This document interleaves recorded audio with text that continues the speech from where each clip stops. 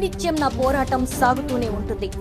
మీ అందరి అండదండలు ఉంటే నన్ను ఆపేవారు ఎవరు ఉండరు అంటూ జగన్ చేసిన ప్రసంగం ప్రజల్లో చైతన్యాన్ని నింపింది.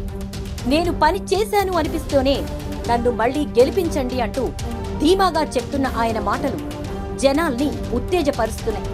ఈరోజు భీమిలిలో జరిగిన సభలో జగన్ ప్రసంగించిన తీరు, ఆ మాటల తూటాలు ఇవన్నీ కూడా ప్రజల్లోకి నేరుగా వెళ్లి గుచ్చుకున్నాయి. నేను అభిమన్యుణ్ణి కాదు అర్జునుణ్ణి అంటూ నా చుట్టూ ఎన్ని బాణాలు గుచ్చుకుని ఉన్నా వాటన్నిటి బయటకొచ్చే సత్తా నాకుంది అంటూ ప్రజలని ఉద్దేశించి జగన్ చేసినటువంటి ప్రసంగం ప్రతిపక్షాలను ఆలోచింపచేస్తోంది.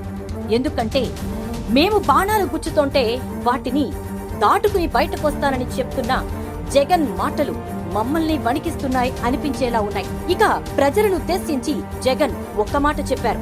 అదేంటంటే, మీ అందరి అండదండలుండగా మీరంతా నాకు శ్రీకృష్ణులా ముందు నడుస్తూ ఉంటే మీ వెనక ఈ అర్జునుడు నడుస్తాడు అంటూ ఆ ప్రసంగంలోని ప్రతి మాట ఓటు వైపుకు నడిపించేదిగా ఉంది. చూద్దాం మరి రాబోయే రోజుల్లో జరగబోయే ఎన్నికల్లో జగన్ ప్రభంజనం ఎలా ఉండబోతోందో, ప్రజల యొక్క తీర్పు ఎవరికి అనుకూలంగా ఉండబోతోందో.